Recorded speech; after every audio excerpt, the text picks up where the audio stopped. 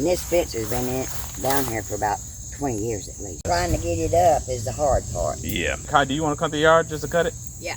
Yeah, Vicky, we'll cut it. We'll just cut the yard while we're here. Okay. Like I said, with the way it has been raining, I know. it could come one day last week, and then that's when we had that big thunderstorm. Man, I don't think we brought the right shoes to do this. Mine are worse.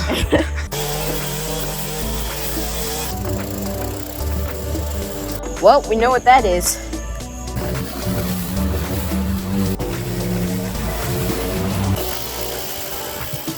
We are right on the verge of 40,000. And we just want to say thank you for everyone who's helped us get this far. As Kaya always says, we'll keep doing our best to bring you all more good stuff to watch.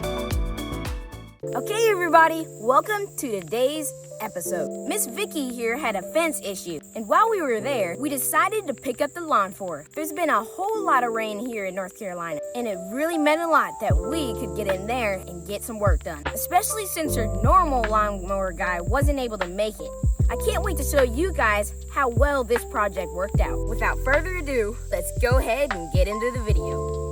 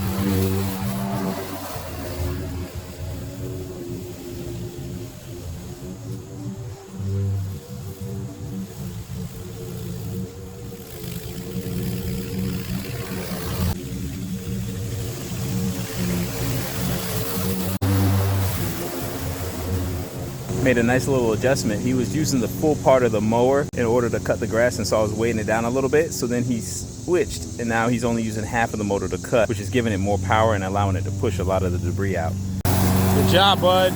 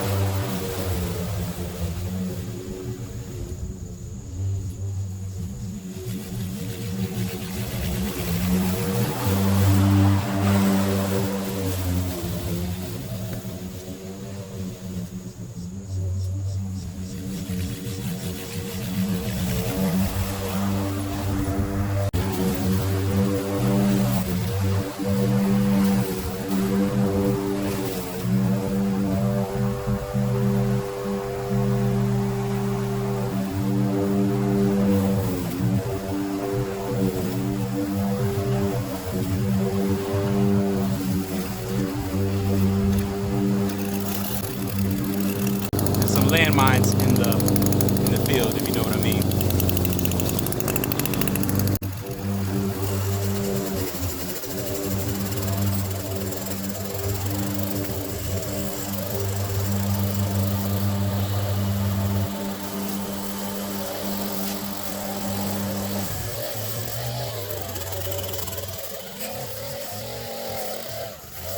Alright, everybody, I smelled it over here too, but I didn't step it over here. I stepped it over there, and it was a landmine. So, other than that, it looks really good, and we're gonna move on to the front when we're done with this.